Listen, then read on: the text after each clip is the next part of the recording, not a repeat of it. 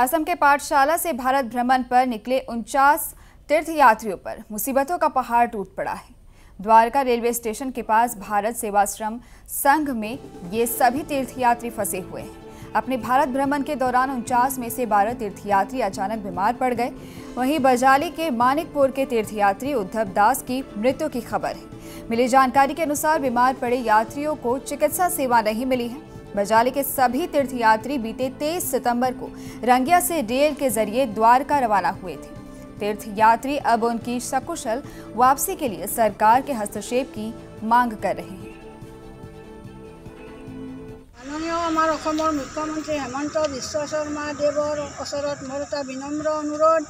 आमी पाठशालार পৰা এটা तीर्थयात्री हिसाबे केबाजनो मानुह आहिছিলো। এতিয়া আমাৰ সংকটজনক অৱস্থা, এজন ঢুকাল, বহুতজন আমাৰ অসুস্থ। গতিকে কেনেকৈ পাৰে আমাক ইয়াৰ পৰা আপুনি উদ্ধাৰ কৰে যেন, এয়ে মুখ্যমন্ত্ৰী মহোদয়ৰ ওচৰত মোৰ বিনম্ৰ অনুৰোধ। আহি মোৰ বিশেষ অসুবিধাত পৰিলোঁ এই মহামাৰীত পৰি। গতিকে ডেইলি মানুহ 2-4জনকৈ পৰি মোটামুটি এতিয়ালৈকে 20-25জনমান হৈছে আৰু আজিও 4জন পৰিছে। তেওঁলোককো মেডিকেলত ভৰ্তি কৰিছে। আইচিউত কোনোবা আইচিউত ৰাখিছে, কোনোবা হয়তো চেলাইন দি থৈছে। গতিকে আমাক চৰকাৰৰ ফালৰ পৰা কিবা এটা সোনকালে উদ্ধাৰ কৰি লৈ যোৱাৰ ব্যৱস্থা কৰি দিয়ে যায়।